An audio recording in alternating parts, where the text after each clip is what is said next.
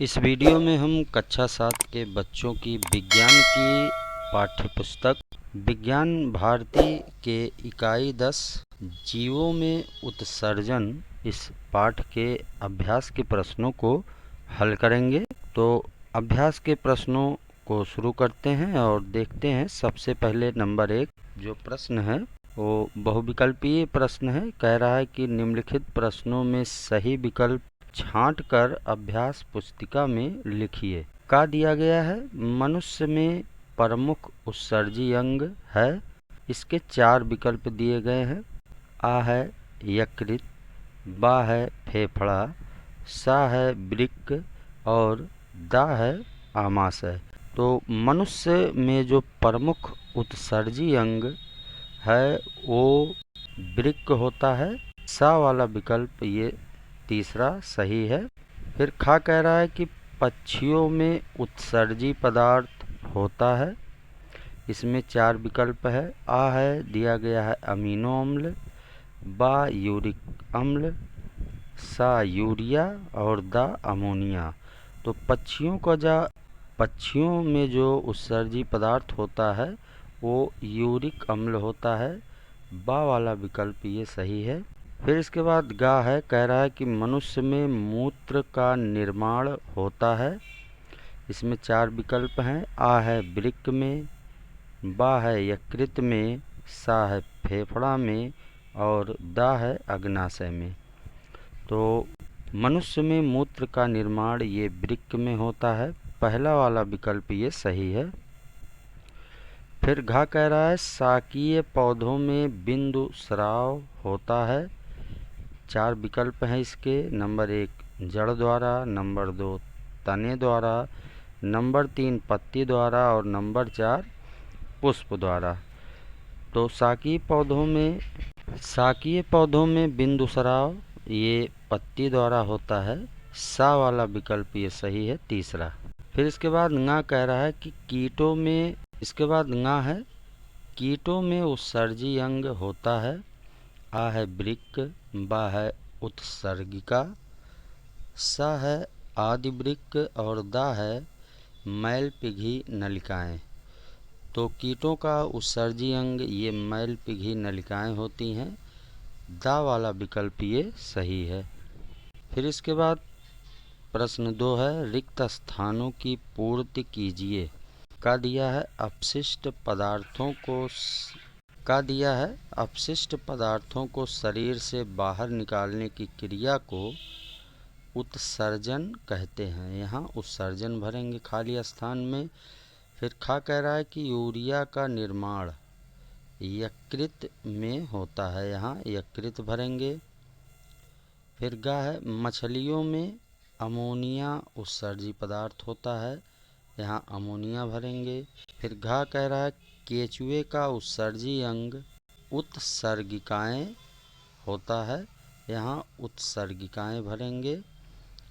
फिर ङा कह रहा है ङा है घोंघा में उत्सर्जी पदार्थ अमीनो अम्ल होता है। यहाँ अमीनो अम्ल भरेंगे।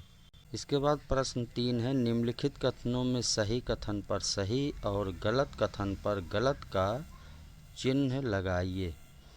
का है मनुष्य में प्रमुख उत्सर्जी पदार्थ अमीनो अम्ल होता है। तो ये कथन गलत है।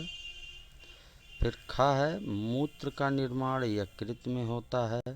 इसके बाद प्रश्न 3 है निम्नलिखित कथनों में सही कथन पर सही और गलत कथन पर गलत का चिन्ह लगाइए। का कह रहा है मनुष्य में प्रमुख उत्सर्जी पदार्थ अमीनो अम्ल होता है। तो ये कथन गलत है। बॉक्स में गलत का निशान लगेगा। फिर खा कह रहा है कि मूत्र का निर्माण यकृत में होता है। ये कथन भी गलत है। बॉक्स में गलत का निशान लगाएंगे। फिर गा कह रहा है कि रक्त में यूरिया की मात्रा अधिक होने पर यूरीमिया नामक रोग हो जाता है। ये कथन सत्य है। फिर घा है हींग पौधे से प्राप्त एक उत्सर्जी पदार्थ है। ये कथन भी सही है। बॉक्स में सही का निशान लगाएंगे। फिर ङा है वृक्क के खराब हो जाने पर अपोहन की आवश्यकता होती है। अपोहन, जिसको डायलिसिस कहा जाता है अंग्रेजी में, तो वृक्क के खराब होने पे डायलिसिस की जाती है, तो ये कथन भी सही है। फिर इसके बाद प्रश्न 4 है, स्तंभ का के शब्दों को स्तंभ खा के शब्दों से सही मिलान कीजिए। बाईं तरफ स्तंभ का है और दाहिनी तरफ स्तंभ खा दिया गया है। अब हमें स्तंभ का और खा के शब्दों का मिलान करना है।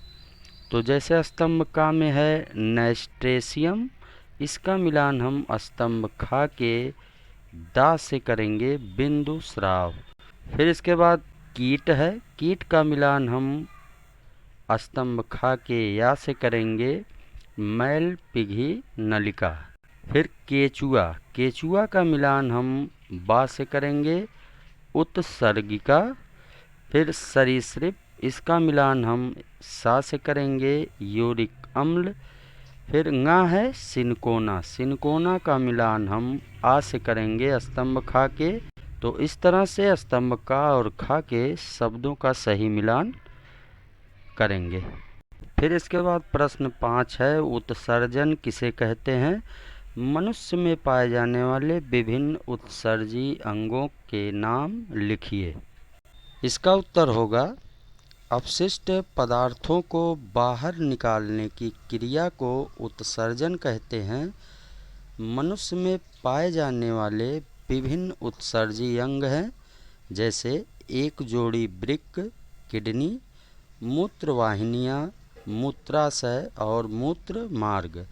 इसके अलावा त्वचा, फेफड़े, यकृत तथा बड़ी आदि भी उत्सर्जन का कार्य करने में सहायक होते हैं। फिर है प्रश्न 6, मनुष्य के उत्सर्जन तंत्र का वर्णन कीजिए। इसका उत्तर होगा, मानव शरीर में एक जोड़ी वृक्क होते हैं। वृक्क का आकार सेम के बीज के समान होता है। इसका बाहरी भाग उभरा हुआ तथा भीतरी भाग धंसा हुआ होता है। वृक्क कमर के ऊपर रीढ़ की हड्डी के दोनों तरफ स्थित होते हैं। वृक्क ही रक्त की प्रमुख छन्नी है। वृक्क में रक्त धमनियों द्वारा आता है तथा छनने के बाद शिराओं द्वारा बाहर निकलता है। दरअसल जब रक्त वृक्क में आता है तो इसमें उपयोगी और अपशिष्ट दोनों ही प्रकार के पदार्थ होते हैं। छनने के बाद जहां एक और उपयोगी पदार्थ जैसे ग्लूकोज, लवण, विटामिन्स, अमीनो अम्ल आदि पुनः अवशोषित कर लिए जाते हैं, वहीं दूसरी ओर जल में घुली हुई यूरिया शरीर से बाहर निकाल दी जाती है। वृक्कों से छनने के बाद मूत्रवाहिनियों से होता हुआ मूत्राशय में एकत्रित होता रहता है। वृक्क, मूत्रवाहिनियाँ, मूत्राशय और मूत्र मार्ग सम्मिलित रूप से उत्सर्जन तंत्र बनाते हैं। यहाँ पे मनुष्य के उत्सर्जन तंत्र को दिखाया गया है इस चित्र के माध्यम से, जिसमें ये एक जोड़ी वृक्क होते हैं और ये मूत्रवाहिनियाँ होती हैं। ये नीचे मूत्राशय होता है, ये मूत्र मार्ग होता है और ये मूत्र रंध्र होता है। तो ये है मनुष्य का उत्सर्जन तंत्र। फिर प्रश्न 7 है, पौधों में उत्सर्जन का वर्णन कीजिए। इसका उत्तर होगा, पौधों में जंतुओं की तरह कोई विशेष उत्सर्जन अंग नहीं होता। पौधे अपनी पत्तियों, छालों, बीजों, फलों आदि के माध्यम से अपशिष्ट पदार्थों का निष्कासन करते हैं।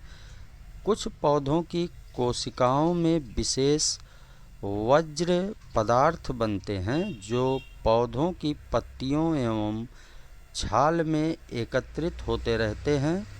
आम, नीम, बबूल तथा हींग के पौधे से गोंद या रेजिन्स का निकलना उत्सर्जन ही है। कुछ पौधों जैसे कत्था की छाल से टैनिन निकलता है। चीड़ के तने से तारपीन का तेल निकलता है।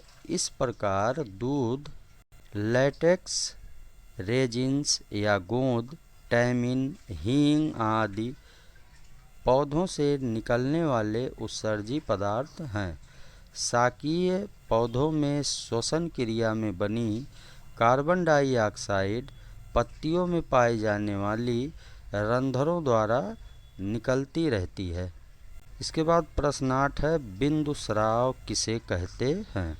इसका उत्तर होगा टमाटर, अरबी, नेस्टेशियम तथा मकोय आदि के पौधों में अनावश्यक जल एवं लवण रात्रि में पत्तियों की सिराओं पर बूंद के रूप में निकलते रहते हैं। इस प्रकार के उत्सर्जन को बिंदुस्राव कहते हैं। तो इस तरह से इस वीडियो में हमने पौधों में उत्सर्जन के प्रश्नों को हल किया। धन्यवाद।